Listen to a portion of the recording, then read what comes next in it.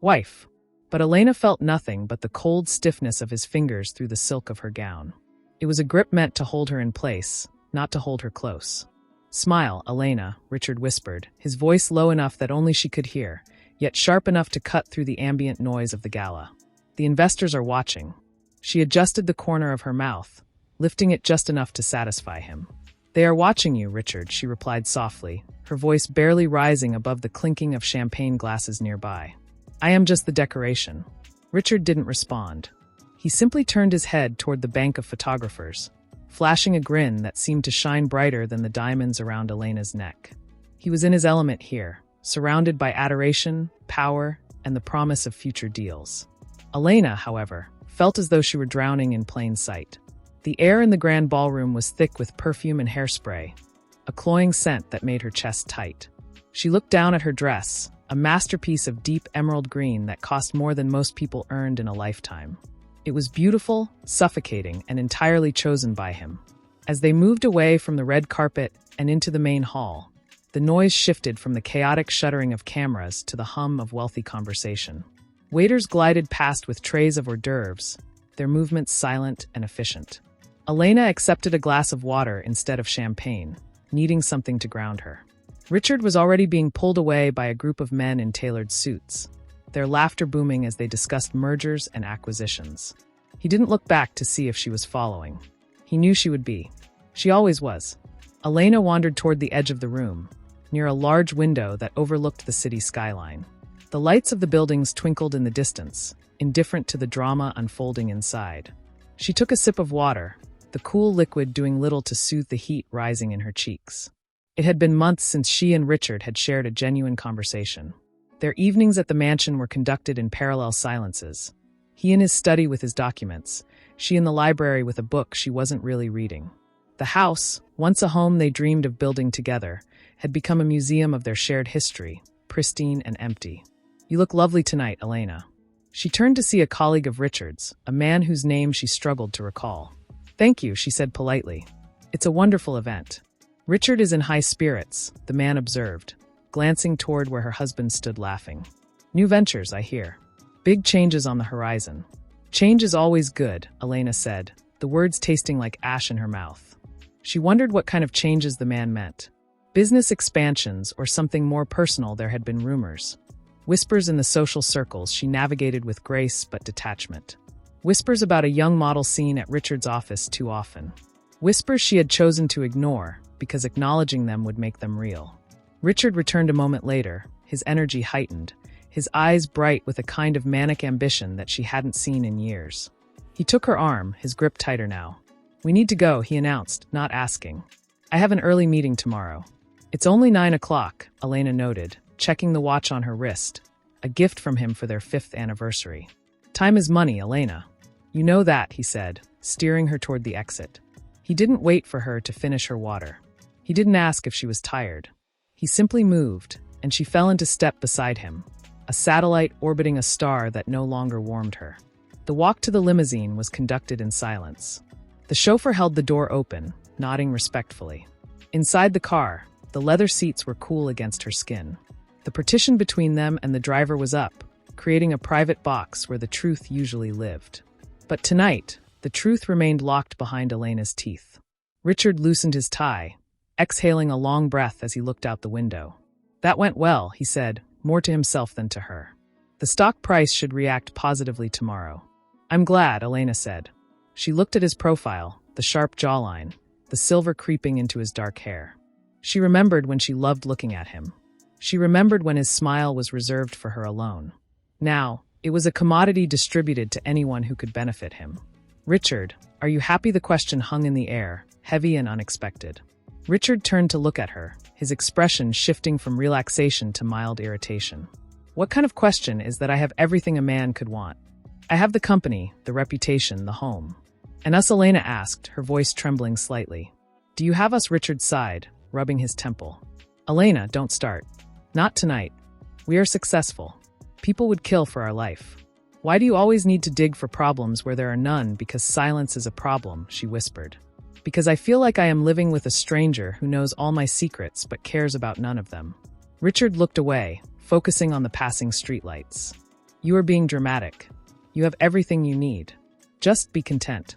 The car slowed as they approached the gates of the mansion.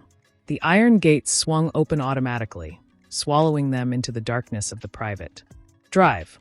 The house loomed ahead, a massive structure of stone and glass, illuminated by floodlights. It looked like a fortress. As the car came to a halt, Richard opened his door before the chauffeur could reach it. "I'll be in the study," he said, stepping out into the night air. "Don't wait up." Elena remained in the car for a moment, watching him walk toward the front door. He didn't look back. She finally opened her door and stepped out, the cool night air hitting her bare shoulders. She walked up the steps alone, the sound of her heels clicking against the marble floor of the entryway echoing loudly in the vast emptiness. The house was quiet. Too quiet. She walked through the living room, her hand trailing along the back of the sofa where they used to sit together on Sundays. Now dust motes danced in the light of the chandelier, undisturbed. She went to the kitchen and poured herself a glass of wine, standing by the island where they rarely ate together anymore. Her phone buzzed on the counter. It was a notification from a social media app. A photo had been posted from the gala. It was her and Richard, smiling under the flashes. The caption read "Power Couple Goals." The future is bright. Thousands of likes were already accumulating. Comments poured in, praising their beauty, their success, their perfection. Elena stared at the screen, her reflection ghostly in the black glass of the phone. They saw a queen. She felt like a prisoner. She locked the phone and set it down, the screen going dark. She walked to the window and looked out toward the study wing of the house. A single light was on behind the heavy curtains. Richard was in there, working, or perhaps talking to someone else. She thought about the rumors again, the way he had checked his phone constantly during the gala, the way he had smelled of a different perfume when he came home late last week. It wasn't jasmine, her scent. It was something sweeter, sharper. A chill ran down her spine, not from the cold, but from a sudden, piercing realization. The silence in the house wasn't just absence. It was a vacuum waiting to be filled. Something was coming. The way Richard had spoken to her in the car, the dismissal in his eyes, the urgency to leave the party. It wasn't just business. It was preparation. Elena took a sip of wine, the taste bitter on her tongue. She walked up the grand staircase, each step feeling heavier than the last. She reached their bedroom, a sprawling suite that felt too large for one person. She went to her vanity and began to remove her jewelry, placing the diamonds one by one into their velvet box. Each piece felt cold, heavy like shackles. When she looked in the mirror, she didn't see the woman from the photos. She saw someone tired, someone waiting. But beneath the fatigue, there was a spark, something she hadn't felt in a long time. It was a quiet defiance. She realized then that she could not continue like this, living in the shadow of a man who no longer saw her. She turned off the vanity light, plunging the room into darkness, but she didn't go to bed. She sat by the window, watching the light in the study below until it finally flickered off hours later. The house settled into true night, the hum of the city fading into the background. Elena closed her eyes, listening to the silence. It was no longer just empty, it was pregnant with change. She didn't know what Richard was planning, but she knew that the perfect life they displayed to the world was a facade crumbling under its own weight. And when it fell, she promised herself she would not be buried beneath the rubble. She would be standing when the dust settled, the night motes dancing in the air. Elena woke with a start, her heart racing from a dream she could no longer recall, only the lingering sensation of falling remaining in her chest. The space beside her in the king-sized bed was cold, the sheets undisturbed. Richard had not come to bed last night. He had slept in the study, or perhaps not at all. The silence of the house was no longer peaceful. It was heavy, pressing against her eardrums like deep water. She dressed slowly, choosing a simple navy suit instead of the designer labels Richard preferred for her public appearances. Today, she needed to feel like herself, not an accessory.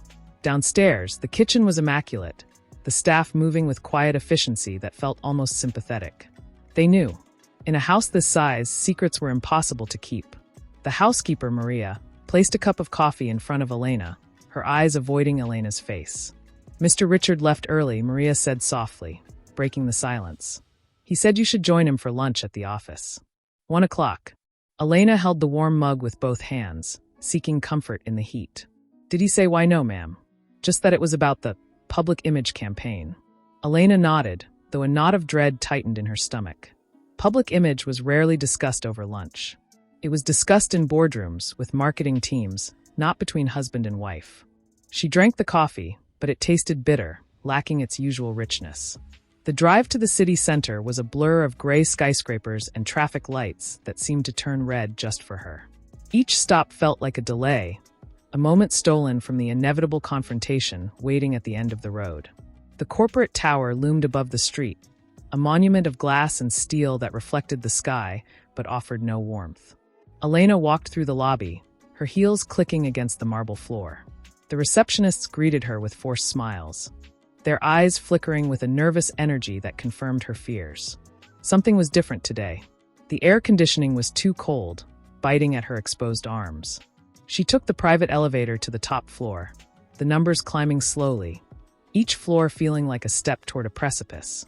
When the doors slid open, the executive suite was unusually quiet. Richard's assistant, usually bustling with papers, was absent. The double doors to Richard's office were ajar. Elena pushed them open, the wood moving silently on oiled hinges. Richard was standing by the window, his back to her, looking out over the city. But he was not alone. Standing near his desk was a young woman. She was striking, with sharp features and an outfit that was both professional and undeniably fashionable, hugging her frame in a way that demanded attention. She was holding a tablet, scrolling through something with a familiarity that suggested she belonged there. When Elena entered, the woman looked up, her smile bright and unburdened by the tension that filled the room. "Elena," Richard said, turning around. His voice was flat, lacking the warmth she had once known. "You're on time." "Good." "Richard," Elena acknowledged, her gaze shifting to the stranger. "You didn't mention we would have company." "This is Vanessa," Richard said, gesturing to the woman with a casual wave of his hand. "Vanessa, this is my wife, Elena." "It's an honor," Vanessa said, stepping forward to extend a hand. Her grip was firm, her skin warm. "I've heard so much about you. Richard speaks of your elegance often." Elena withdrew her hand slowly. She looked at Richard, searching for a denial, a reassurance that this was purely business. Richard avoided her eyes, focusing on a document on his desk. "Vanessa is joining us as a brand consultant," Richard explained, finally looking at Elena, though his expression was guarded. "We are restructuring the company's public face. She has a keen eye for modern aesthetics. Something we need to stay relevant." "Modern aesthetics," Elena repeated, the words tasting strange. "I wasn't aware our image needed such a drastic overhaul. We just attended the gala last night." "Exactly," Vanessa interjected smoothly, her voice melodic. "And while the gala was classic, the future is about dynamism. Fresh energy. Richard and I were just discussing how the home environment plays into the public perception. A CEO's residence is part of the brand." Elena felt a chill run down her spine. "The home Vanessa has some ideas for the mansion," Richard said, his tone dismissive, as if discussing a change in curtain color rather than an intrusion into their private life. "She thinks some updates are necessary to reflect the new direction of the company. Lighter colors. More open spaces." "This is our home, Richard," Elena said, her voice rising slightly, though she fought to keep it steady. "Not a showroom. It's an asset, Elena." "Just like everything else," Richard replied, his patience wearing thin. "Vanessa will be visiting the property later this week to take measurements. I wanted you to be present, so you understand the scope." Vanessa stepped closer to Richard, leaning slightly against the edge of his desk. The gesture was subtle, but it crossed a line of professional distance. She looked at Elena with eyes that were too confident, too knowing. "I don't want to overstep, Elena. Truly. But sometimes a fresh perspective is needed to unlock potential. Richard works so hard. He deserves a space that inspires him." The implication hung in the air, heavy and suffocating. It wasn't just about the decor. It was about inspiration. It was about who provided the energy in his life. Elena looked at her husband, searching for the man who had promised to protect her from the world, not invite the world into their sanctuary. She saw only a stranger wearing his face, a man compromised by ambition and vanity. "I see," Elena said softly. She clasped her hands in front of her to hide their trembling. "And does this consultant role require late nights personal assistance?" Vanessa laughed, a light, tinkling sound that grated on Elena's nerves. "Whatever Richard needs. I'm very dedicated." "Isn't that right?" Richard shifted uncomfortably, clearing his throat. "Vanessa is committed to the project. That's all that matters." Elena took a step back, the distance between them feeling like a canyon. I have a prior engagement, she lied. I cannot be here for the rest of the meeting. Elena, wait, Richard said, a hint of urgency in his voice. We need to finalize the schedule. You finalize it, Elena said, her voice gaining strength. It seems you have already decided everything without me. She turned on her heel and walked out of the office before she could see the look exchanged between them. The walk to the elevator felt endless. Her breath came in short, shallow gasps, and she had to lean against the wall of the elevator car when the doors closed. She stared at her reflection in the polished metal. She looked pale, her eyes wide with a mixture of hurt and awakening rage. The drive home was a haze. She didn't remember the traffic or the lights. All she could see was Vanessa's hand on Richard's desk, the way Richard had looked at her. Not with love, but with admiration. It was the look of a man who had found a new toy, a new status symbol to replace the old one. When she arrived at the mansion, the house seemed to loom larger than before.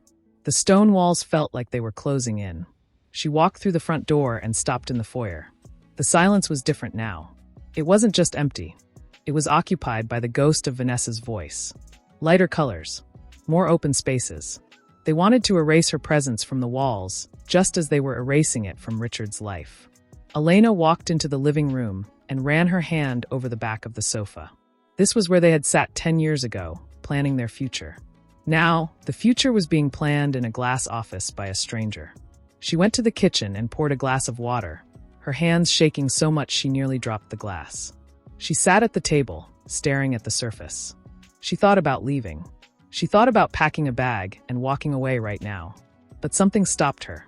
It wasn't fear. It was a sudden, sharp clarity. If Richard thought he could swap her out like a piece of furniture, he was mistaken. She was not the decoration. She was the foundation. And foundations did not break easily. Her phone buzzed on the table. A message from Richard. Don't be difficult about the renovations. It's for the best. Elena stared at the screen. The words blurred before her eyes. For the best. For whom she locked the phone and set it face down. She walked to the window and looked out at the garden. The flowers were blooming, vibrant and alive despite the coldness of the house. She realized then that she had been waiting for Richard to save her, to notice her pain, to stop the intrusion. But he wouldn't. He was too lost in the mirror of his own success. She would have to save herself. The sun began to set, casting long shadows across the room. Elena stood in the twilight, her silhouette sharp against the window. She was no longer the woman who had smiled for the cameras last night. That woman was gone, replaced by someone harder, someone who understood the value of what she held. Richard thought he was kicking her out of his life, but he didn't know that she held the keys to much more than just his heart. She held the knowledge of his weaknesses, the history of his rise, and the strength of her own resilience. Vanessa would come to the house. Richard would try to change the locks, the decor, the narrative. But Elena would be watching. She would measure every step they took. The pain was still there, a raw ache in her chest, but it was fuel now. It burned hot and bright, illuminating the path forward. She turned away from the window and walked toward the study, the room where Richard had spent the night. She opened the door and stepped inside. It smelled of him, of cedar and old paper. She sat in his chair, the leather creaking under her weight. She opened the top drawer. It was locked. She tried the second. It opened. Inside were files, documents, plans. She didn't know what she was looking for yet, but she knew she needed to find it. The house was quiet, but the storm was coming. And this time, she would not be the one seeking shelter. She would be the one standing in the rain, waiting to see who drowned. The silence of the study scent of his ambition. But sleep had not come. Instead, she had traced the grain of the wooden desk, feeling the solidity of it beneath her fingertips, wondering how much of her life had been spent polishing surfaces that never truly belonged to her. When her phone buzzed on the leather armrest at 8 o'clock, the sound shattered the silence like a gunshot. It was a message from Richard's assistant. Mr. Sterling requests your presence at the office. 10 o'clock. Conference room A. It is urgent. The word urgent hung in the air, heavy with implication.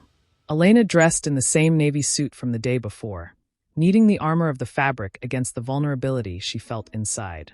She did not look in the mirror. She knew what she would see: shadows under her eyes, a tightness around her mouth that no amount of powder could hide.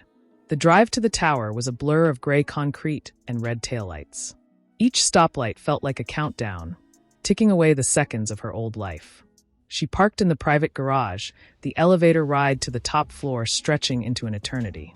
The numbers climbed. 10, 20, 30. With each floor, the air grew thinner, colder. When the doors opened, the reception area was sterile. The assistant who usually greeted her with warmth was absent. A security guard stood by the inner doors, his expression unreadable. He nodded once and pushed the door open for her. Conference room A was at the end of the hall, a glass box suspended above the city. Elena walked toward it, her heels clicking on the polished floor, the sound echoing like a heartbeat. She pushed the door open. Richard was sitting at the head of the long table. He was not alone. A man in a dark suit sat to his right, a briefcase open before him. There were no flowers, no water, no pretense of hospitality. The room was chilled by the air conditioning, a cold that seeped through Elena's suit and settled in her bones. Richard did not stand when she entered. He remained seated, his hands clasped on the table, his face a mask of corporate neutrality.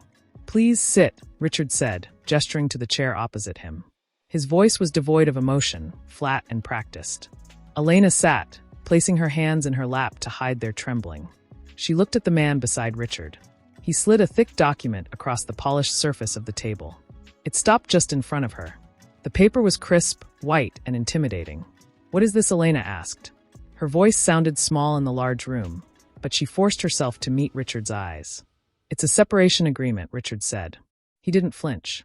"And a property settlement. We feel it's best to handle this quickly, efficiently." Elena stared at the document. The words swam before her eyes, but the bold headers were clear. Dissolution of marriage.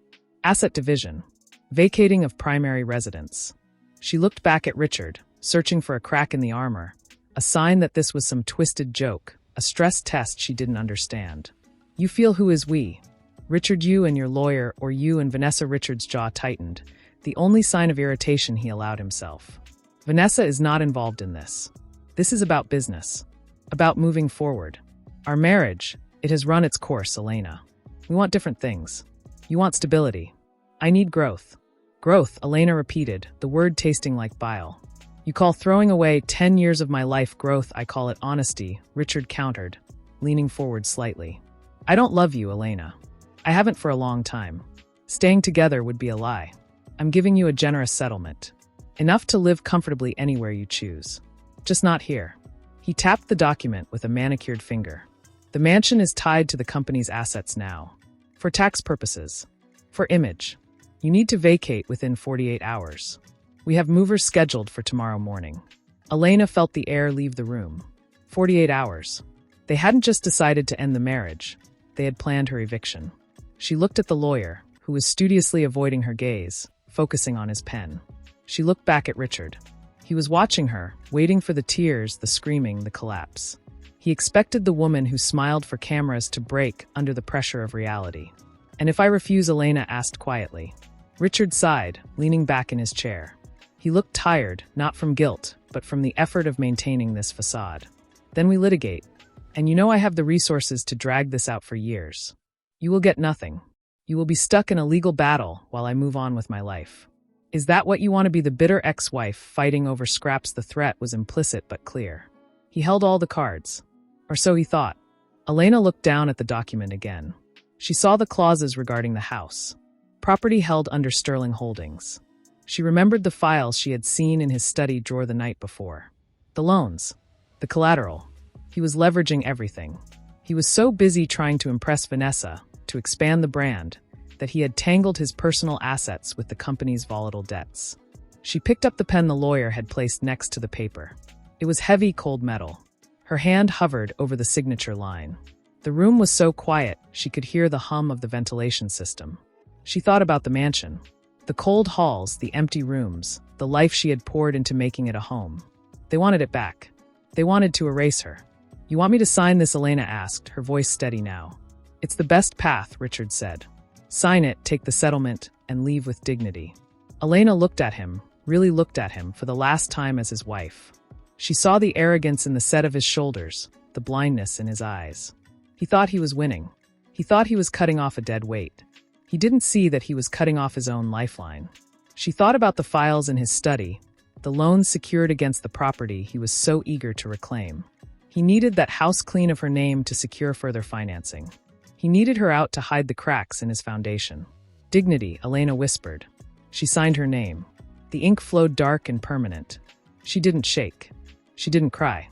She placed the pen down precisely parallel to the document. I will be out by tomorrow evening. You don't need to send movers. I will take what is mine.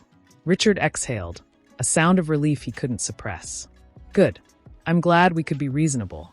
Reasonable, Elena said, standing up. She smoothed the front of her suit. Yes, that's what this is. Business. She turned to leave. At the door, she paused and looked back. Richard was already gathering the papers, handing them to the lawyer, his attention shifting to the next item on his agenda. She was already forgotten. The pain was there, a sharp knife in her chest, but it was surrounded by a growing layer of ice. Richard, she said. He looked up, impatient. Yes, take care of the house, she said, her voice calm. It holds more secrets than you know. She walked out before he could respond. The hallway seemed longer on the way back. The security guard opened the door for her again, but this time she didn't feel small. She felt like a ghost leaving a haunted building. The elevator ride down was fast, too fast. When the doors opened to the lobby, the noise of the city hit her like a wave. Cars honking, people talking, the rush of life continuing regardless of her personal tragedy. Elena walked out into the sunlight. It was bright, almost blinding. She didn't go to her car immediately. She stood on the sidewalk, breathing in the exhaust and the fresh air mixed together. She had signed the papers. She had agreed to leave. But as she stood there, she touched the pocket of her suit. Inside was her phone. Inside was the knowledge of what she had seen in that study drawer. Richard thought he had kicked her out. He thought he had won the asset. But he had forgotten one thing. He had signed the papers too. And those papers acknowledged the debt tied to the property. She walked to her car and opened the door. She didn't cry until she was inside, with the windows rolled up and the engine running. Then she let the tears come, hot and fast, soaking into her hands. She mourned the marriage. She mourned the man she thought he was. But beneath the grief, a hard kernel of resolve was forming. He wanted the house, he wanted her out fine. She would leave, but she would not disappear. She would watch. She would wait. And when the debt came due, as it always did, she would be the one holding the note. She started the car and pulled away from the curb. She didn't drive home. Not yet. She drove toward the part of the city she hadn't visited in years, the old district where people worked with their hands and deals were made with handshakes. Richard had played his hand. Now it was her turn to deal. The rearview mirror showed the corporate tower shrinking in the distance, until it was just another building in the skyline, no longer a monument to her life, but simply a structure of own blood in her ears. The mansion loomed above the car, a structure of stone and glass that had once been a promise of security. Now it felt like a tomb. She opened the door and stepped out, the sound of her heels on the concrete echoing sharply. She didn't look up at the windows. She didn't want to see if anyone was watching. She simply walked to the trunk, opened it, and pulled out 2 large suitcases. They were empty. She would fill them with what mattered. The rest could stay. The furniture, the art, the decorations Richard had chosen. They were part of the asset he was so eager to reclaim. She would take only herself. Inside, the house was cold. The heating system seemed to have been lowered, as if the house itself was preparing for her absence. Elena walked through the foyer, her footsteps muffled by the thick Persian rug. It was quiet, too quiet. She expected to hear Vanessa's laughter or Richard's voice on the phone. But there was nothing. She went straight to the bedroom. The master suite was immaculate, the bed made with military precision. She opened the closets and began to remove her clothes. Not the gowns Richard loved to display her in, but the simple things. The sweaters she wore on rainy Sundays. The books she had read when he was working late. She folded them carefully, placing them in the suitcase. Each item felt like a memory being severed. A blue scarf he had bought her in Paris. She held it for a moment, breathing in the faint scent of lavender that still clung to the fabric, then placed it in the bag. She was not packing for a vacation. She was packing for a retreat. She moved to the vanity. The jewelry box sat open, the diamonds sparkling under the lights. She left them. They were not hers, not really. They were payments for her silence, for her presence. She took only her grandmother's pearl necklace, the one thing she had brought into the marriage. She clasped it around her neck, feeling the cool weight against her skin. It was a grounding touch. She closed the suitcase and zipped it shut. The sound was final. She stood up and looked around the room. It looked exactly as it had when she woke up this morning, yet it felt entirely different. The air was stale. She walked out into the hallway and turned toward the study. This was the room she had visited last night, the room where she had found the files. She opened the door and stepped inside. The desk was clear now. Richard must have taken the visible papers, but she knew where he kept the backups. She went to the bookshelf on the far wall, behind the row of leather-bound encyclopedias that no one ever read. She pressed the spine of the third book from the left. A panel clicked open. Inside was a safe. She didn't need the combination. She had watched him enter it 100 times while pretending to sleep. Her fingers moved over the dial, muscle memory guiding her. 1 click. 2 clicks. The door swung open. Inside were the documents she needed. The loan agreements. The collateral papers. The ones that tied the mansion to the company's volatile debts. Richard thought he had hidden them from her, thought that her ignorance was a virtue. She took the folder and slipped it into her bag. It was thin, but it weighed more than the suitcases. This was the key. This was the leverage. She closed the safe and pushed the book back into place. The panel clicked shut. She stood there for a moment, listening to the silence. She was no longer just a wife leaving a home. She was a creditor leaving a debtor. She dragged the suitcases down the stairs. The wheels hummed over the marble floor. She reached the bottom step, just as the front door opened. Richard walked in. He was alone. Vanessa was not with him. He stopped when he saw her, his eyes narrowing as they landed on the luggage. He looked at his watch. "You're leaving early," he said, his voice carrying a note of surprise, though he quickly masked it with relief. "The movers are scheduled for tomorrow." "I don't need movers," Elena said, her voice steady. She didn't drop her gaze. "I know what belongs to me." Richard walked further into the room, loosening his tie. He looked around as if checking for damage. "I hope you haven't taken anything significant." The inventory was checked this morning. "I took only what I brought," Elena replied. "And what I earned." Richard scoffed lightly, walking past her toward the kitchen. "Don't be dramatic, Elena. You signed the agreement. You got your settlement. That is what you earned." He opened the refrigerator and took out a bottle of water. He didn't offer her one. "Vanessa will be here later. We're having a small dinner to celebrate the new direction." Elena felt a sharp pang in her chest, but she suppressed it. She would not give him the satisfaction of seeing her hurt. "I'm glad," she said. "I hope the new direction suits you." Richard turned to look at her, a smug smile playing on his lips. "It will. You'll see. Without the drag of the past, the company will soar. You should be happy for me. For us." "I am happy for you, Richard," Elena said, and she meant it. She was happy he was blind. "I just hope you can handle the weight of the future." Richard frowned, the comment unsettling him slightly, but he dismissed it. "What is that supposed to mean?" "Nothing," Elena said, picking up the handles of her suitcases. "Just a wish." She walked toward the door. Richard didn't move to open it for her. He stood by the kitchen island, watching her go, sipping his water. He looked like a man who had won a battle and was already planning the war. Elena reached for the door handle. It was cold brass. She paused and looked back one last time. The house was beautiful. It was a masterpiece of architecture. But it was hollow. "Richard," she said. He looked up, impatient. "Yes, check the safe," she said softly. "Sometimes things disappear when you aren't looking." Richard's expression shifted. The smugness faded, replaced by a flicker of uncertainty. He set the water bottle down. "What are you talking about?" "Goodbye, Richard," Elena said. She opened the door and stepped out into the evening air. She didn't wait for his response. She didn't wait to see if he would run to the study. She walked to her car, loaded the bags into the trunk, and got in. She started the engine. Through the rearview mirror, she saw the front door open. Richard stood there, silhouetted against the light of the foyer. He was watching her leave. He looked small from this distance. Just a man standing in a big house. Elena put the car in drive. She pulled away from the curb, the tires crunching on the gravel of the driveway. She didn't look back again. The mansion disappeared behind the curve of the road, swallowed by the trees. She drove until the city lights appeared again, until the silence of the country roads gave way to the noise of traffic. She felt lighter. The weight of the house was gone. The weight of the marriage was gone. All that remained was the folder in her bag and the resolve in her heart.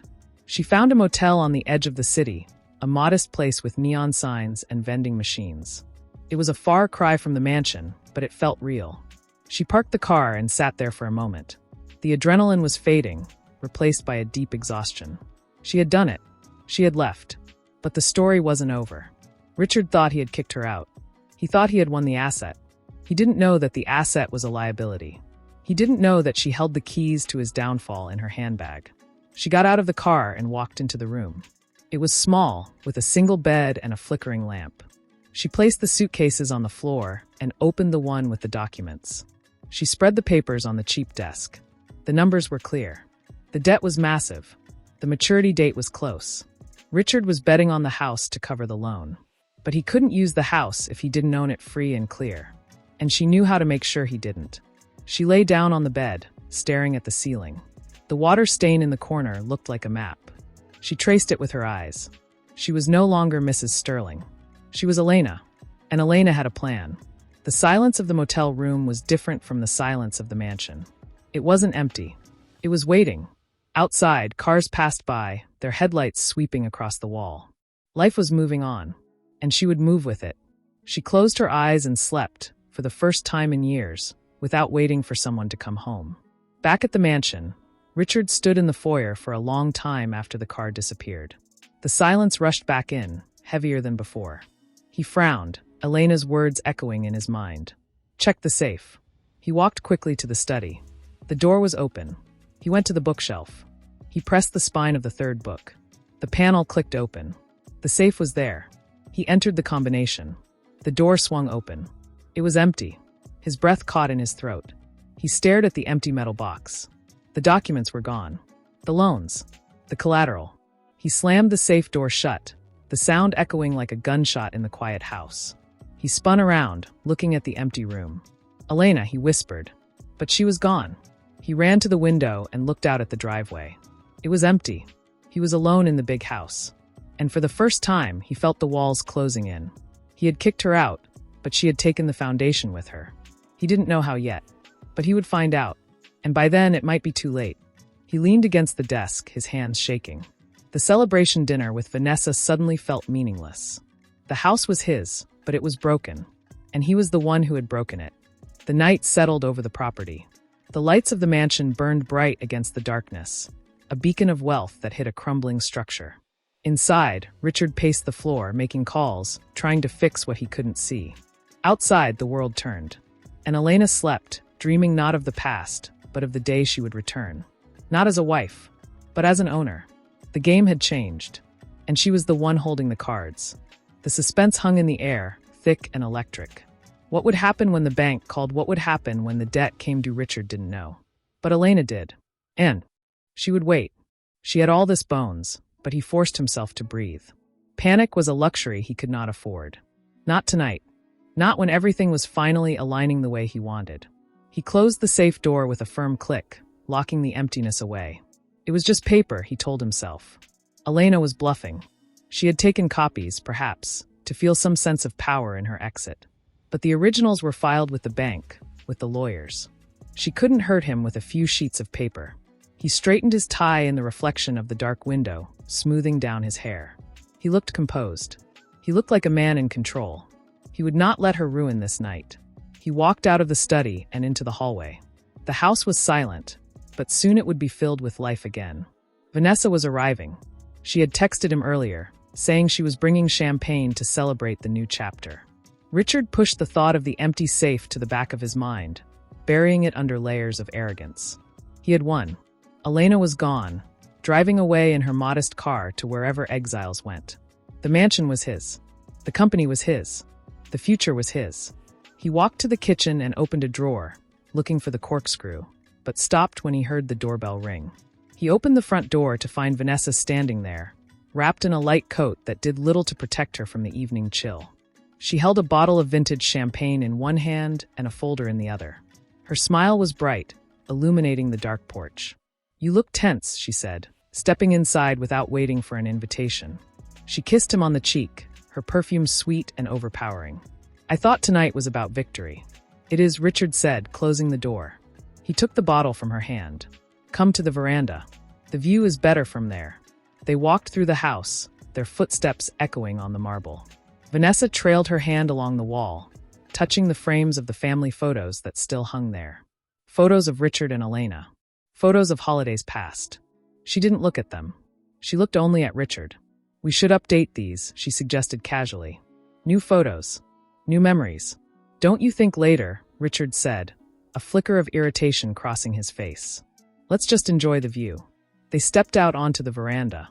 The night air was cool, carrying the scent of rain and distant city smoke. The lights of the skyline twinkled like scattered diamonds, indifferent to the drama unfolding in the house behind them. Richard leaned against the railing, looking out. He tried to feel the triumph he had expected. He had removed the obstacle. He had cleared the path. But the empty safe gnawed at him. Why had she taken those specific files? He shook his head, forcing the thought away. Vanessa poured the champagne into 2 glasses she had brought with her. The liquid bubbled up, golden and effervescent. She handed one to Richard, her fingers brushing his. "To the future," she said, raising her glass. "To freedom." Richard clinked his glass against hers. The sound was sharp in the quiet night. "To the future," he repeated. He took a sip. The taste was dry, crisp, but it did nothing to wash away the bitterness in his throat. He looked at Vanessa. She was beautiful, ambitious, and entirely focused on him. She was everything Elena was not. Elena was caution. Vanessa was momentum. And momentum was what he needed to close the deal on the new merger. "We need to finalize the property transfer today," Vanessa said, her voice casual but her eyes sharp. She set her glass down on the table and picked up the folder she had brought. "My lawyer sent this over. It's just a formality. To ensure the mansion is fully under your personal name before the company restructuring next week. It protects you from complications." Richard took the folder. He opened it, scanning the pages. The legal jargon was dense, a wall of text designed to confuse anyone who wasn't a specialist. He looked at the signature line at the bottom. It was standard procedure. He had signed hundreds of documents like this. His lawyer had reviewed the restructuring. He trusted his team. He trusted Vanessa. Why would she bring him something that would hurt him? She was invested in his success. "Do I need to read all of this?" Richard asked, looking up at her. Vanessa laughed softly, stepping closer to him. She placed a hand on his arm. "Richard, you're the CEO. You don't have time for every clause. That's what the lawyers are for. They've already vetted it. It's just to secure the asset. So no one can claim it later. No one can claim it later." The words echoed in his mind. Elena. She was the no one they were protecting against. The logic made sense. He needed to secure the house so Elena couldn't come back and make a claim on it during the divorce proceedings. It was a shield. He picked up the pen Vanessa offered him. It was heavy, sleek, engraved with his own initials. A gift from her last month. He hovered the pen over the paper. For a second, hesitation struck him. A memory flashed of Elena's face when she left. Check the safe. She had known. How had she known? He pushed the thought away. She was bluffing. She was trying to scare him. He pressed the pen to the paper. The ink flowed smoothly, leaving his signature in bold, dark strokes. Richard Sterling. It was a signature that commanded respect. A signature that moved markets. He signed the second page, then closed the folder. "Done," he said, handing it back to her. He felt a surge of relief. It was done. The house was secure. Elena was gone. The safe was empty, but it didn't matter. He had the power. "Perfect," Vanessa said, taking the folder. She placed it in her bag. "Now you can really relax." Richard took another sip of champagne. He looked out at the city again. The lights seemed brighter now. The weight on his shoulders felt lighter. He had made the hard choice. He had chosen progress over stagnation. He turned to Vanessa, ready to embrace the night, but a cold wind swept across the veranda, making him shiver. He buttoned his jacket, dismissing the chill as nothing more than the weather. "Let's go inside," he said. "It's getting cold." "Whatever you say," Vanessa replied, linking her arm through his. "We have a lot to plan. The gala next month. The renovation. It's going to be spectacular." They walked back into the house, leaving the veranda empty. The 2 champagne glasses sat on the table, half full, condensation dripping down the sides like tears. The folder was gone, tucked away in Vanessa's bag, a ticking bomb wrapped in legal paper. Richard didn't know that the document he just signed had a clause he hadn't read. A clause that transferred voting rights of the holding company that owned the mansion in the event of a liquidity crisis. A clause that Vanessa's lawyer, who was actually working for a competitor, had inserted. He didn't know that by securing the house, he had actually pledged it as collateral for a loan he couldn't repay. a loan that Vanessa had subtly encouraged him to take out to fund her image campaigns. He thought he was safe. He thought he was the master of his domain. But the house was no longer his. It was a trap, and he had just locked himself inside. Miles away, in the modest motel room, Elena sat at the small desk. The flickering lamp cast long shadows across the papers she had taken from the safe. She wasn't drinking champagne. She was drinking tap water from a plastic cup. She looked at the loan agreements. She saw the dates. She saw the clauses. Richard had been reckless. He had leveraged the house to cover losses in his subsidiary companies. Losses he had hidden from the board. Losses he had hidden from her. She picked up her phone and dialed a number. It rang twice before a voice answered. Mr. Henderson's office. This is Elena Sterling, she said, her voice calm and clear. Please tell him I have the collateral documents. And I'm ready to discuss the purchase of the debt. There was a pause on the other end. I see. I will let him know. He's been looking for those files. He won't find them, Elena said. But he will find me. She hung up the phone. She looked at the reflection in the dark window. She looked tired, but her eyes were bright. She wasn't seeking revenge. She was seeking justice.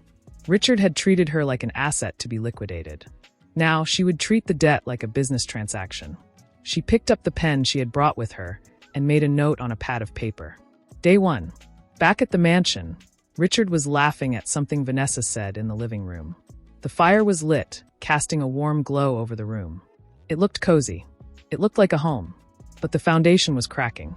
The document in Vanessa's bag was already being scanned and emailed to a server overseas. The clock was ticking. Richard raised his glass again, toasting to a future that was slipping through his fingers. He didn't feel the ground shifting beneath him. He didn't hear the silence of the house changing from peaceful to predatory. Vanessa checked her phone under the table. A message blinked on the screen. Transfer initiated. She smiled, hiding the screen from Richard. To us, she said again, her voice soft. To us, Richard replied, drinking deeply. He set the glass down with a thud. He felt good. He felt invincible. He had no idea that the signature he had just given was the key that would unlock the door for someone else to walk in and take everything. He had kicked out his wife, thinking she was the burden. He didn't know she was the anchor. And now, without her, he was drifting into the storm. The night deepened. The city lights continued to twinkle, uncaring of the fortunes rising and falling within the walls of the houses below. In the motel, Elena turned off the lamp and lay down in the dark. She closed her eyes and slept soundly. In the mansion, Richard stayed up late, reviewing emails, working harder to maintain an empire that was already crumbling. He worked until the sun began to rise, painting the sky in shades of gray and orange. He thought he was building, but he was only digging. And soon, the hole would be too deep to climb out of. The celebration was over. The countdown had begun. By the slats of the blinds, casting striped shadows across the cheap polyester bedspread. She woke with a start, her body stiff from the unfamiliar mattress. For a fleeting second, she reached out to the other side of the bed, expecting the cool emptiness she had grown used to at the mansion. But here, the emptiness felt different. It wasn't the silence of neglect. It was the silence of anonymity. No one knew her here. No one expected her to be anyone. She sat up, rubbing her eyes, the smell of stale carpet and cleaning detergent filling her nose. It was a grounding scent. It smelled of reality. She swung her legs over the side of the bed and stood up. Her reflection in the mirror above the sink was pale, her hair tangled. She turned on the tap, and the pipes groaned before spitting out lukewarm water. She splashed her face, the shock of it waking her fully. This was it. This was the new beginning. No staff to bring coffee. No schedule to keep. Just her and the folder sitting on the small, wobbly desk by the window. She walked over to it and ran her hand over the manila paper. Inside were the secrets that could bring Richard down, but she wasn't ready to use them yet. Not until the timing was perfect. Her phone buzzed on the nightstand. It was a message from Sarah. Are you okay? I heard rumors. Call me. Elena stared at the screen. Sarah had been her friend before the money, before the galas, before the name Sterling meant anything. They had lost touch over the years, pulled apart by the gravity of Elena's new life. But the connection had never truly broken. Elena typed back. I need a place to stay. Just for a while. The response was immediate. Come over. I'm home. Elena packed her suitcases quickly. There wasn't much to pack. The clothes she had taken were simple, functional. She zipped the bags shut, and stood in the center of the room. She looked around one last time. It was a pit stop, a placeholder between who she was and who she was becoming. She dragged the bags down the stairs, the wheels catching on the uneven concrete steps. The motel clerk watched her from behind the glass partition, his expression unreadable. She didn't care. She loaded the bags into the trunk of her car and got behind the wheel. The drive to Sarah's apartment was through a part of the city Elena hadn't visited in years. The buildings were lower here, brick instead of glass. People walked on the sidewalks, carrying grocery bags, walking dogs, living lives that weren't dictated by stock prices. She parked on the street and looked up at the building. It was a modest complex, painted a faded yellow, with fire escapes zigzagging down the front. It looked lived in. It looked real. Sarah was waiting at the door before Elena could knock. She looked older than Elena remembered, lines of laughter and worry etched around her eyes, but her smile was warm and genuine. She didn't ask questions. She didn't ask about the rumors. She just opened her arms. Elena stepped into the embrace, and for the first time since leaving the mansion, she let herself cry. It wasn't a dramatic sobbing, just a quiet release of tension that had been building for 10 years. Sarah held her tight, rubbing her back. "I've got you," Sarah whispered. "You're safe here." They went inside. The apartment was small, cluttered with books and plants. Sunlight streamed through the windows, illuminating dust motes that danced in the air. It smelled of lavender and old paper. Elena set her bags down in the guest room, which was barely large enough for the bed and a nightstand. But it was hers. No one would tell her to move. No one would tell her what to wear. "I made coffee," Sarah said, leading her to the kitchen. "It's not the fancy stuff you're used to, but it's hot." Elena sat at the small wooden table. She wrapped her hands around the mug. "It's perfect," she said. She took a sip. It was bitter, strong. "Thank you, Sarah. I don't know how long I'll need to stay." "Stay as long as you need," Sarah said, sitting opposite her. She leaned forward, her expression serious. "Elena, what happened? The news is saying you and Richard are separating. They're saying he's seen with that model, Vanessa." Elena looked down into her coffee. "The news is right. He didn't just separate from me, Sarah. He evicted me. He treated me like a tenant who missed a rent payment." Sarah's eyes widened. "He kicked you out of the mansion. He signed the papers yesterday. He thinks he won. He thinks he's free of me." Elena looked up, her eyes dry now, filled with a steely resolve. "But he made mistakes. Big mistakes." Sarah reached across the table and took Elena's hand. "What are you going to do?" "I'm going to wait," Elena said. "And I'm going to work. I have some ideas. Projects I put aside when I married him. It's time to bring them back." Sarah squeezed her hand. "You were always the smart one, Elena. Even back in college. If anyone can rebuild, it's you." Elena smiled, a genuine smile that reached her eyes. "I hope so." They spent the morning talking. Not about Richard, not about the money, but about life. About the books they had read, the movies they had missed. Elena felt the weight of the past few days lifting, replaced by a sense of purpose. She wasn't just a victim of a divorce. She was a woman starting over. But beneath the surface, the plan was ticking like a clock. Meanwhile, across the city, the sun was rising over the mansion. Richard woke up in the master bed, the space beside him cold. He had slept alone. Vanessa had left early, citing a meeting. He sat up, rubbing his face. The house was silent. Too silent. He called out for Elena out of habit, then remembered. She was gone. The silence rushed back in, heavier than before. He got out of bed and walked to the window. The garden looked overgrown. He needed to call the landscapers. He needed to call 100 people. He went downstairs to the kitchen. The staff was there, but the atmosphere was different. They whispered when he walked in. They looked at him with pity. He hated it. He poured himself a coffee, his hand shaking slightly. He thought about the document he had signed last night, the one Vanessa had brought. He should read it again.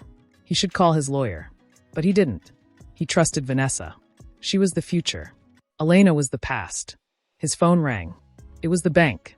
Mr. Sterling, the voice on the other end was professional, but tight. "We need to discuss the collateral on the property loan.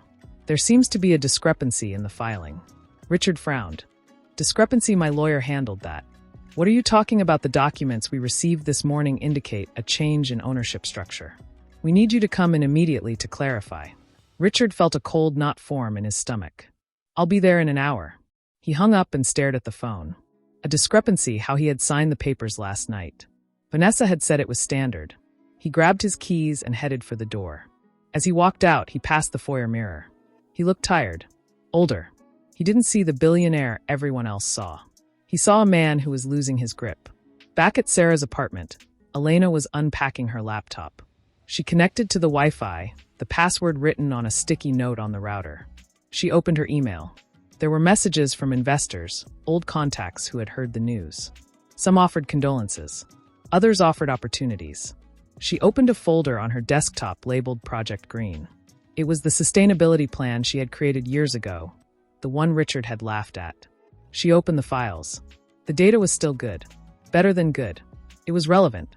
Sarah walked into the room with a tray of sandwiches. "You need to eat," she said, setting it down.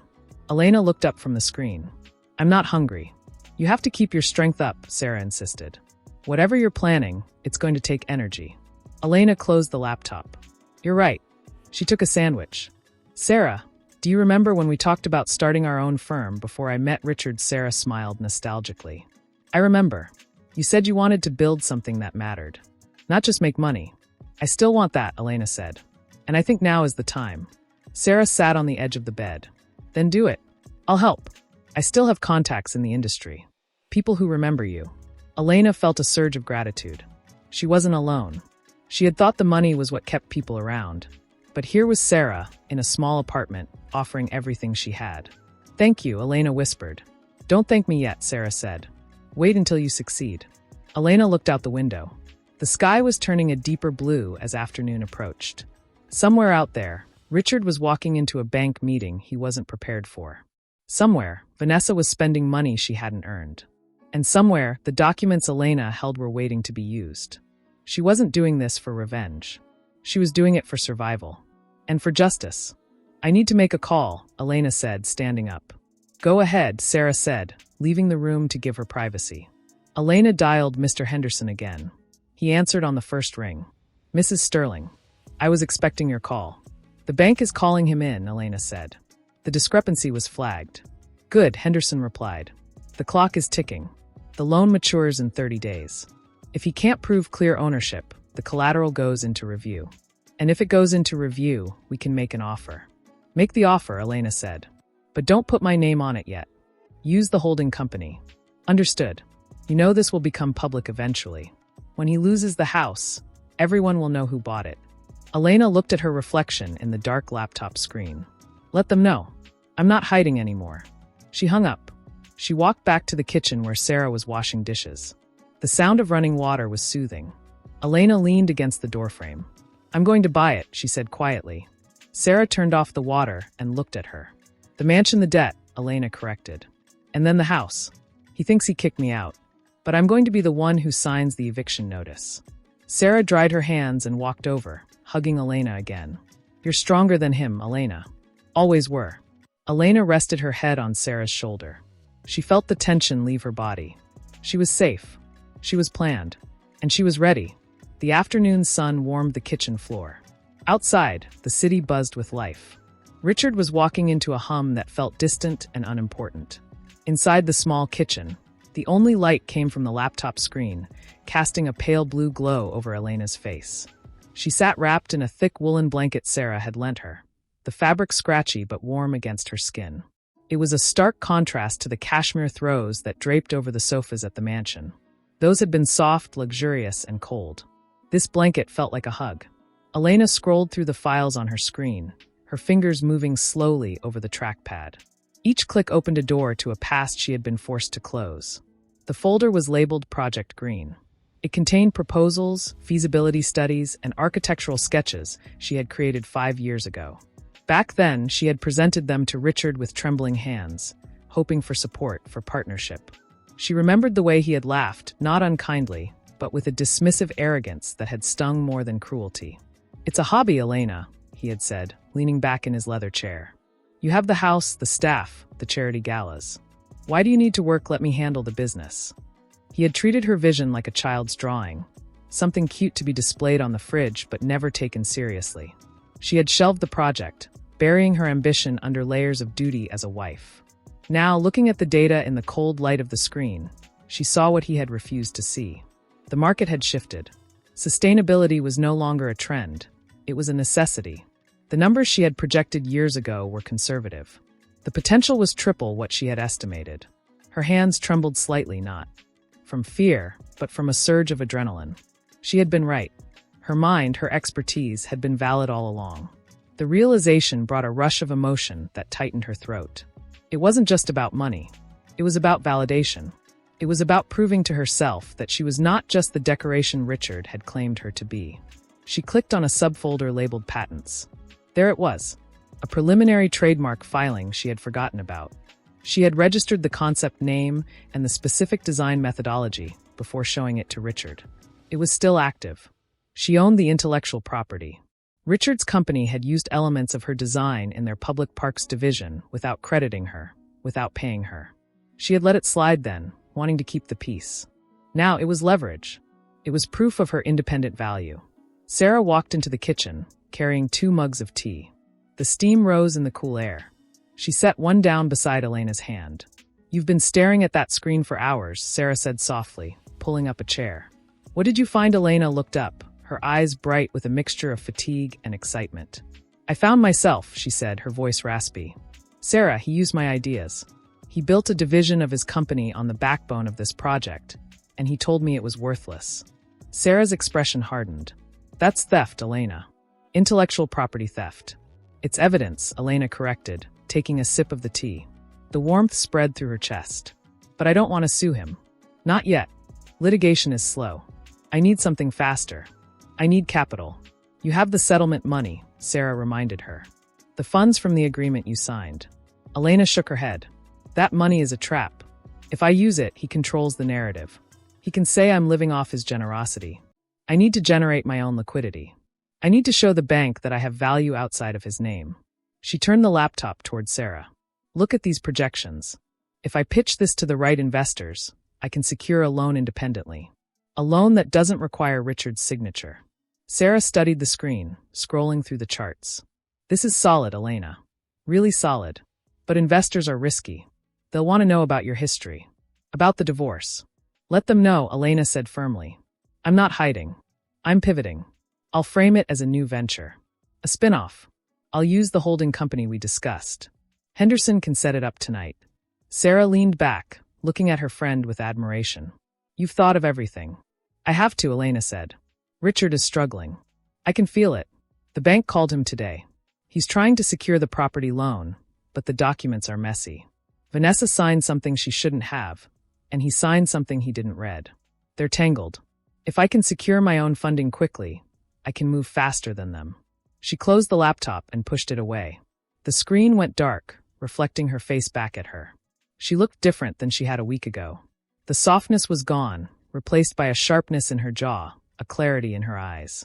She stood up and walked to the window. The street below was quiet. A single car passed by, its headlights sweeping across the wall. "What if he finds out?" Sarah asked, standing beside her. "What if he tries to stop you? He can't stop what he doesn't understand," Elena replied. "He thinks business is about power and intimidation. He forgets that it's about value. And I have the value. He just has the debt." Across the city, the mansion was dark except for a single light in the study. Richard sat at his desk, surrounded by piles of paper.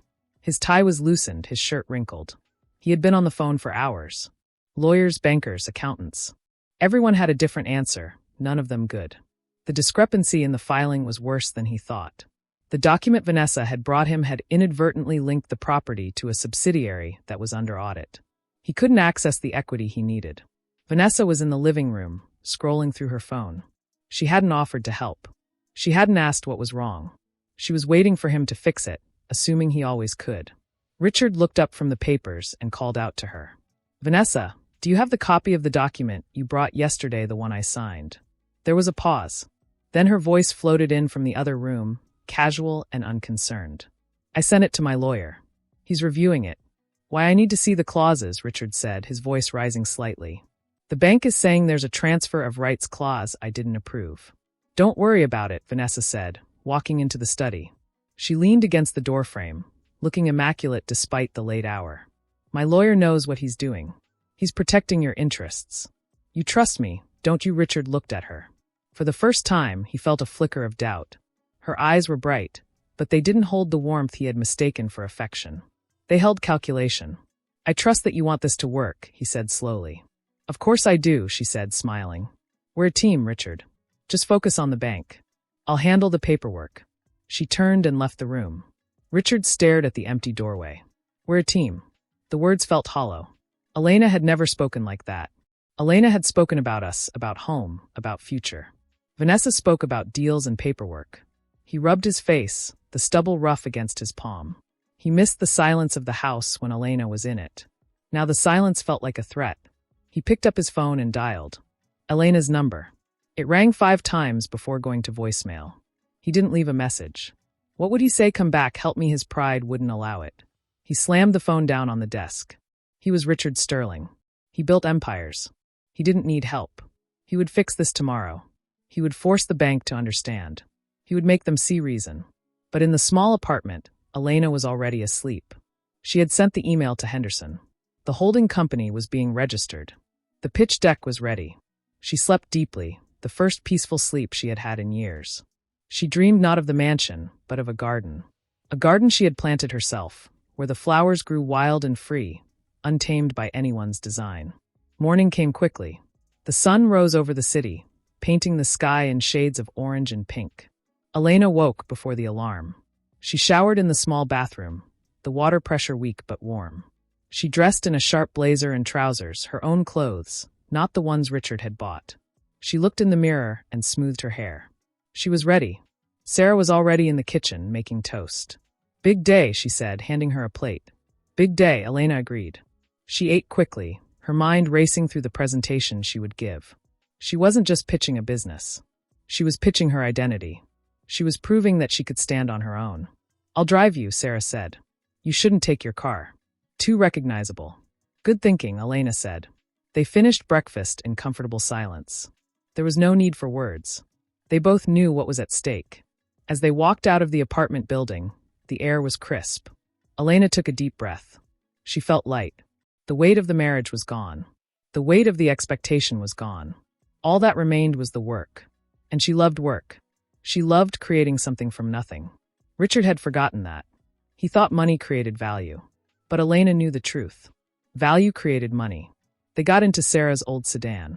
It smelled of coffee and books. Elena buckled her seatbelt. "To the investor's office," she said. Sarah started the engine. "Let's go get what's yours." As they drove away, the sun climbed higher, burning off the morning fog. In the mansion, Richard was just waking up, facing another day of confusion and denial. He didn't know that while he slept, Elena had built the foundation of her comeback. He didn't know that the project he had dismissed was now the weapon she would use to reclaim her life. The game was changing. The pieces were moving. And Elena was no longer playing by his rules. She was writing her own. The suspense hung in the air, thick and electric. The meeting was in 2 hours. The bank was waiting. The debt was due. And Elena was ready to walk into the corporate headquarters, but a sturdy structure of brick and stone, housing a venture capital firm known for backing genuine innovation over flash.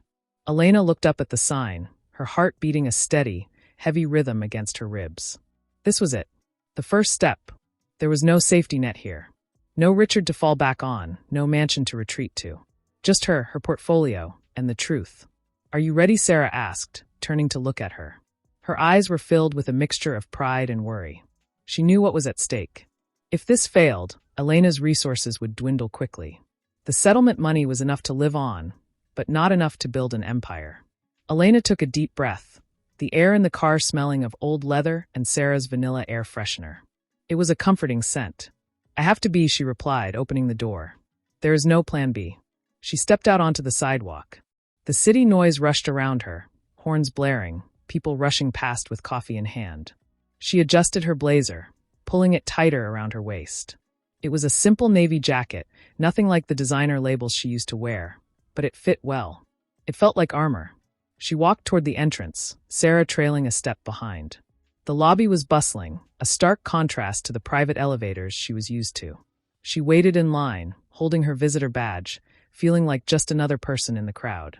It was liberating. They took the elevator to the 4th floor. The doors opened to a reception area that was modern but functional. Plants lined the walls, real and thriving. Elena smiled slightly. They valued growth here. She announced herself to the receptionist. Elena Vance. I have a meeting with Mr. Thorne. The receptionist checked the list. He's expecting you. Go right in.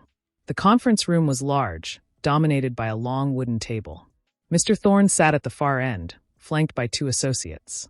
He was a man in his 60s, with sharp eyes and a reputation for being ruthless with numbers, but fair with people.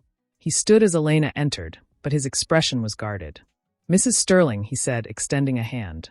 Or should I say Ms. Vance? Elena Vance, she corrected firmly, shaking his hand. Her grip was steady. Thank you for seeing me. Please sit, Thorne said, gesturing to the chairs. I'll be honest. When your proposal landed on my desk, I was skeptical. Your name carries baggage. Associations with Sterling Corporation. We usually avoid entanglements with ongoing divorces of high-profile figures. It's messy. Elena sat, placing her portfolio on the table. She didn't open it yet. She looked Thorne in the eye. I understand the concern. But this venture is not tied to Sterling Corporation. In fact, it's in direct competition with some of their outdated practices. I'm not here as Richard's wife. I'm here as the creator of the technology you're holding in your inbox. Thorne leaned back, steepling his fingers. That's a bold claim.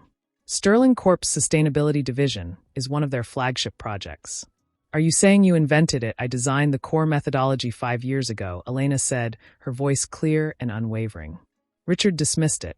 He used the preliminary sketches without credit or compensation. I have the patent filings dated prior to their public launch. I have the development logs. This isn't about settling a score. It's about correcting a market inefficiency. Their version is flawed. Mine is scalable and profitable. She opened her portfolio and slid a document across the table. It was the IP proof. Thorne picked it up, scanning the dates. His eyebrows raised slightly. He passed it to his associates. They whispered among themselves, the sound low and urgent. If this is true, Thorne said, looking up, then you have a legal claim that could destabilize their division. I don't want to destabilize them with litigation, Elena said. I want to outperform them. I want to build a better solution. I'm asking for seed funding to launch a pilot program. Independent. Clean. No ties to the Sterling name. Thorne studied her. He looked for the weakness, the desperation he was used to seeing in people coming off a divorce. But he didn't see it. He saw focus. He saw a woman who had been stripped of everything and had decided to build something stronger from the rubble. Why now? Thorne asked. Why not wait for the settlement to finalize? Why risk your capital? Because waiting is what I did for 10 years, Elena replied, her voice softening slightly, revealing the pain beneath the professionalism. I waited for permission. I waited for approval. I'm done waiting. The market is shifting. If I don't move now, the opportunity is gone. I'm not asking for charity, Mr. Thorne. I'm asking for a partnership. The room was silent. The associates finished reviewing the documents. One of them nodded to Thorne. Thorne tapped his pen on the table, a rhythmic sound that echoed in the quiet space. Your projections are aggressive, Thorne said finally. But the IP holds up. And I've seen the flaws in Sterling's current model. They're too bulky, too focused on image over function. He paused. We're willing to offer a seed round. But there are conditions. You step down from any board positions related to Sterling assets. You remain completely independent. And we get first right of refusal on future funding. Elena felt a surge of relief so strong it made her dizzy. She kept her face neutral. Those conditions are acceptable. Thorne stood up and extended his hand again. This time, his smile was genuine. Welcome to the portfolio, Ms. Vance. We'll have the terms drawn up by tomorrow. Elena stood and shook his hand. Thank you. You won't regret this.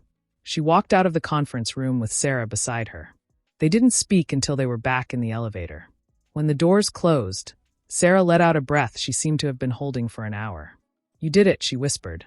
Elena, you actually did it. Elena leaned against the wall of the elevator, closing her eyes. We did it, she corrected. I couldn't have done it without you. The elevator descended. When they stepped out into the lobby, the sunlight was brighter than before. Elena checked her phone. There were 3 missed calls from Richard. She didn't listen to the voicemails. She knew what they would say. Confusion. Demands. Maybe even anger. He was feeling the pressure now. The bank would have called him again. The discrepancies would be widening. Let's get lunch, Sarah suggested. Celebrate. Not yet, Elena said, walking toward the car. There's more to do. Henderson is waiting for my confirmation on the debt purchase. Now that I have the funding promise, I can move forward with acquiring the mansion's debt. Sarah opened the car door. You're moving fast. I have to, Elena said. Richard is desperate. Desperate people make mistakes. I need to be ready when he falls. They drove back through the city. As they passed the Sterling Corp Tower, Elena looked up. It gleamed in the sun, imposing and proud. But she knew what was happening inside. She imagined Richard in his office, the walls closing in. She imagined Vanessa realizing that the money wasn't flowing as easily as she thought. The image didn't bring her joy. It brought her a somber sense of inevitability. Her phone rang. It was an unknown number. She answered. This is Elena Vance. Ms. Vance, this is Marcus from Sterling Corp's legal department, the voice on the other end said. It was stiff formal. Mr. Sterling would like to request a meeting regarding some proprietary information. Elena smiled coldly. Tell Mr. Sterling that any communication regarding intellectual property should go through my legal counsel. I have no interest in meeting with him personally. He insists it's urgent, Marcus pressed. Everything is urgent for him, Elena replied. But not for me. Goodbye. She hung up. She looked at Sarah. He knows. About the project, Sarah asked. About the IP, Elena said. He's realizing that the foundation of his division belongs to me. He's trying to claw it back. Will he fight you? He will try, Elena said. But he's fighting a ghost. He thinks he's fighting his ex-wife. He doesn't know he's fighting a competitor with better technology and cleaner books. They arrived back at Sarah's apartment. Elena went straight to the small desk and opened her laptop. She emailed Henderson. Proceed with the offer on the debt. Use the new funding. As collateral. She hit send. The cursor blinked on the screen. It was done. The mechanism was in motion. Across the city, Richard sat in his office, the phone receiver still in his hand. Marcus had just relayed Elena's message. No interest in meeting. Richard slammed the phone down. She's bluffing, he muttered to the empty room. She doesn't have the capital. But his computer screen told a different story. An alert from the Financial News Wire. Sterling Corp Sustainability Division under review. Rumors were leaking. Someone had talked. The stock was dipping. Not crashing, but dipping. Enough to notice. Enough to worry the banks. Vanessa walked in, holding a shopping bag. I bought some things for the house, she said cheerfully. The curtains need changing. Richard looked at her. The bag cost more than his monthly utility bill.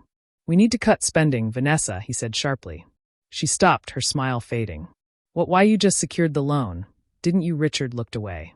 There are complications. Complications don't cost money, Vanessa said, her voice hardening. Delays cost money. I need you to fix this. I have expectations. Richard felt a wave of nausea. Expectations. That was all anyone had anymore. Elena had never spoken about expectations. She had spoken about support. He looked at Vanessa, really looked at her, and saw the transactional nature of her presence. She was an expense. Elena had been an asset. He had traded gold for glass. Get out, Richard said quietly. Vanessa blinked. Excuse me, I need to work, Richard said, turning his chair toward the window. Leave the bag. Go. Vanessa hesitated, then turned and walked out, her heels clicking angrily on the floor. Richard was alone again. The silence rushed in. He looked at the city below. He wondered where Elena was. He wondered if she was safe. He wondered if she hated him. He knew the answer to the last one. In the apartment, Elena was working. She wasn't thinking about Richard. She was thinking about the pilot program. She was thinking about the team she needed to hire. She was thinking about the future. The sun began to set, casting long shadows across the room. She turned on the lamp. The light was warm. She took a sip of water and kept typing. The first step was complete. The path was open, and she was walking it, one step at a time, toward the mansion she would soon own. Not as a wife, but as an owner. The thought didn't feel like revenge. It felt like justice. And justice, she was learning, was a very powerful motivator. The night stretched out before her, full of work and possibility. She was no longer afraid of skyline into a smear of gray and gold. He rubbed his eyes, the skin beneath them tender and sore from lack of sleep. The phone call with Marcus still echoed in his mind. No interest in meeting. Elena was shutting him out. She wasn't playing the role of the scorned wife. She was acting like a competitor. And competitors didn't negotiate, they conquered. A soft knock on the door broke his reverie. Before he could answer, the door opened slightly. It was David, his chief financial officer. David looked tired, his tie loosened, holding a tablet like a shield. He didn't wait for an invitation. He walked in and closed the door softly behind him. "Richard," David said, his voice low. "We need to talk about the liquidity report." Richard waved a hand dismissively, not looking up from the papers on his desk. "Not now, David. I have the gala preparations to finalize. The investors need to see stability." "That's exactly the problem," David said, stepping closer to the desk. He placed the tablet on the polished surface. The screen glowed with red graphs, sharp downward spikes that looked like wounds. "We don't have stability. The IP dispute with Elena is leaking. The stock dipped another 5% this afternoon. The banks are calling in margins. We need to freeze all non-essential spending." Richard finally looked up. His eyes were bloodshot, the arrogance fading into something more desperate. "Non-essential, the gala is essential.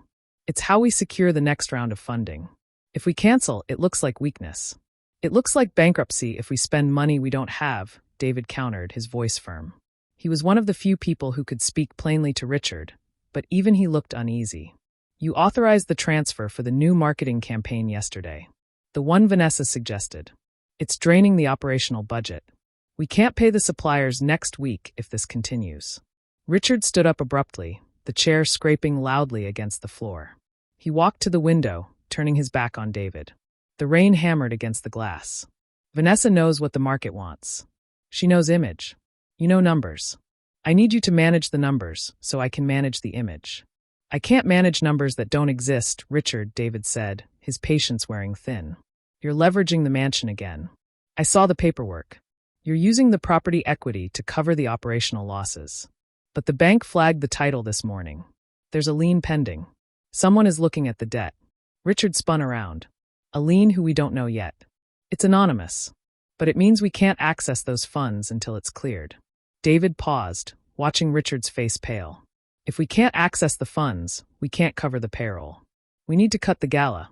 We need to cut the marketing budget. And we need to sell off the subsidiary." "No," Richard said sharply. "We are not selling. And we are not cutting the gala. Vanessa has already invited the press. If we cancel, it's a scandal. I won't be the subject of rumors." "Then where is the money coming from?" David asked, his voice rising slightly.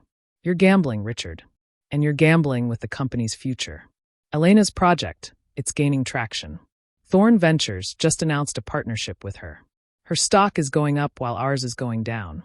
She's outperforming us with half the budget." The name hit Richard like a physical blow. Thorn Ventures. The one firm he had tried to court for years. They had chosen Elena, his wife. The woman he had told to stay home. The woman he had called a hobbyist. "Get out," Richard said, his voice trembling with rage. "Richard, listen to me. Get out." Richard shouted, slamming his hand on the desk. The sound echoed like a gunshot in the confined space. "I don't pay you to tell me what I can't do. I pay you to make it happen. Fix the lien. Clear the title. And make sure the gala happens." David stared at him for a long moment. He saw the denial in Richard's eyes, the desperate need to maintain the facade. He saw a man drowning who was refusing the lifeboat because it wasn't the right color. David slowly picked up his tablet. "I'll do what I can," David said quietly. "But I can't save you from yourself." He turned and walked out of the office. The door clicked shut, leaving Richard alone again. He stood there, breathing heavily, his hands gripping the edge of the desk until his knuckles turned white. He looked at the tablet David had left behind. The red line seemed to pulse. He picked it up and threw it across the room. It hit the wall and shattered, the screen flickering and dying. He walked back to his chair and sat down heavily. He needed a solution. He needed money. He picked up his phone and dialed Vanessa.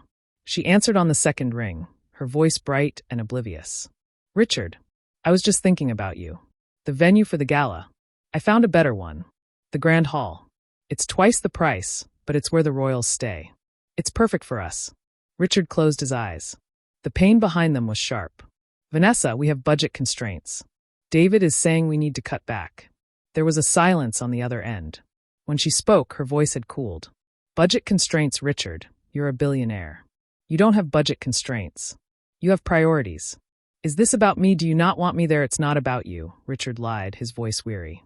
"It's about cash flow." "Then move the assets," she said simply. "Use the house. You said the house was secure. Use it. Richard looked at the rain streaking the window. The house. The mansion. The only thing he had left that felt solid. Elena had warned him. Check the safe. He had ignored her. David had warned him. The lien. He had ignored him. Now Vanessa was telling him to bet the house. Okay, Richard said, the word slipping out before he could stop it. I'll authorize it. Perfect, Vanessa said, her voice instantly warm again. I'll send the contract. Sign it tonight. We need to secure the deposit. Tonight, Richard hesitated. It's late. Success doesn't sleep, Richard, she said, and hung up. Richard stared at the phone. He knew he should wait.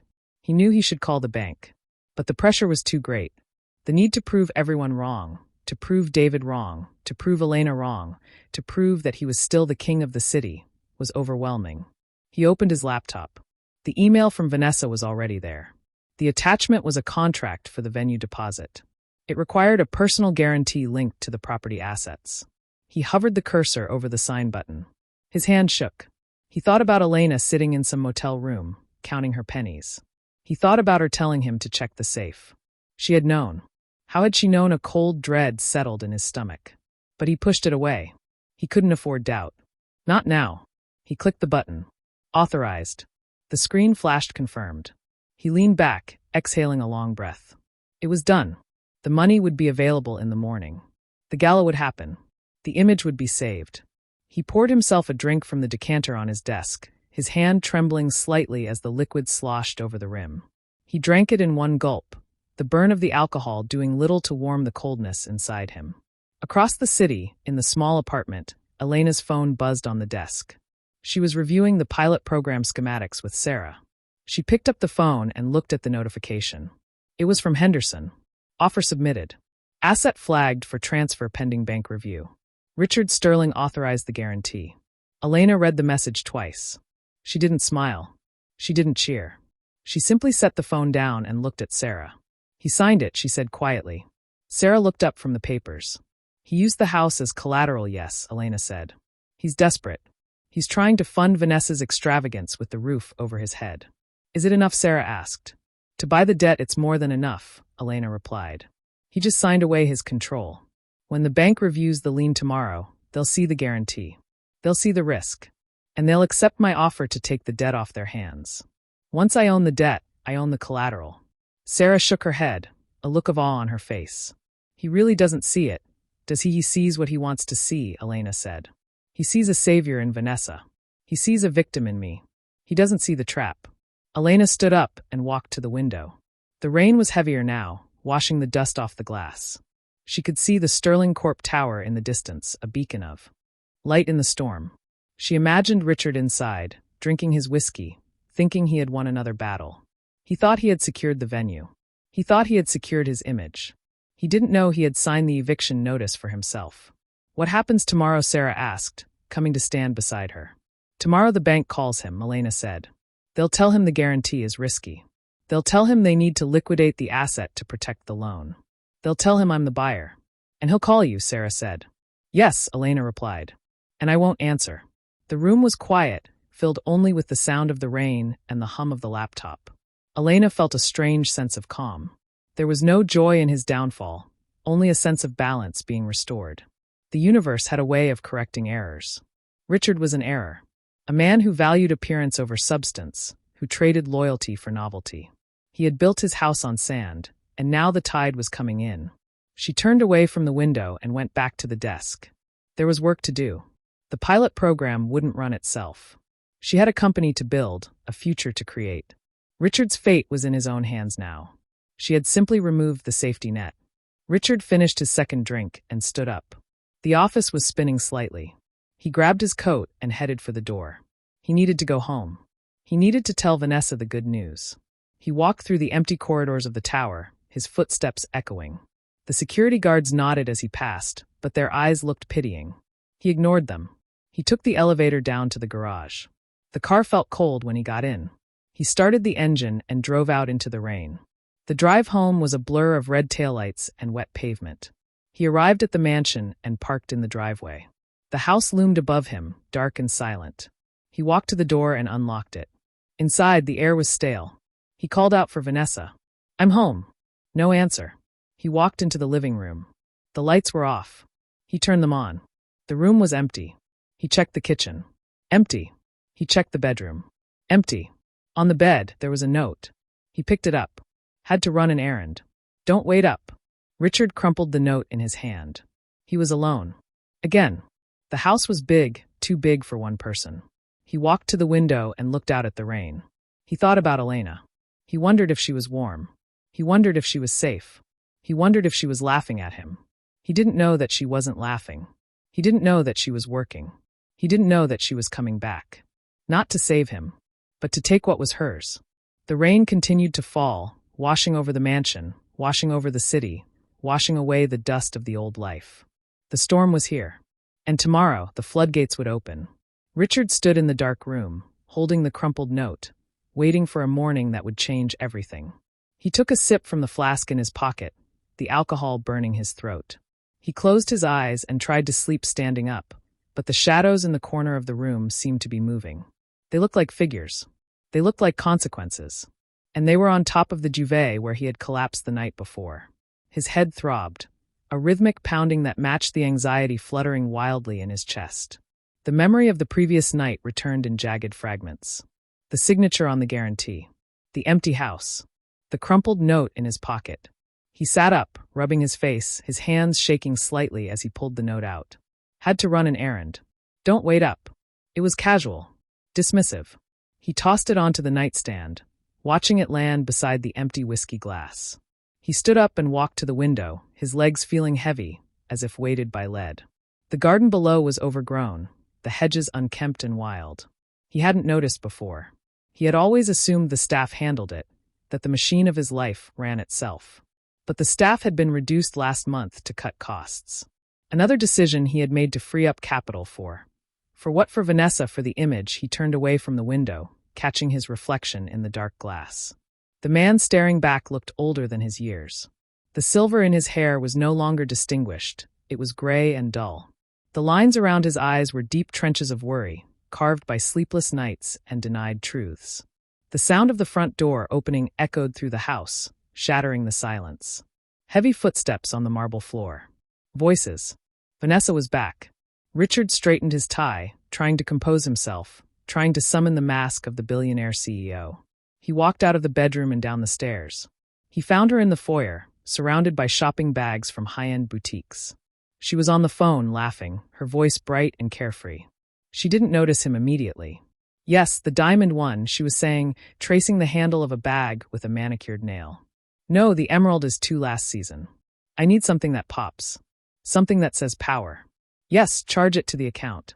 Sterling. R. Sterling. Richard froze on the bottom step. Charge it to the account. His personal account. The one that was supposed to be frozen pending the loan review. The one he had leveraged last night to secure the gala venue. He walked down the remaining steps, his shoes making no sound on the carpet. Vanessa turned and saw him. Her smile didn't falter, but it changed. It became performative, a switch flipped for an audience. Richard. You're up, she said, ending.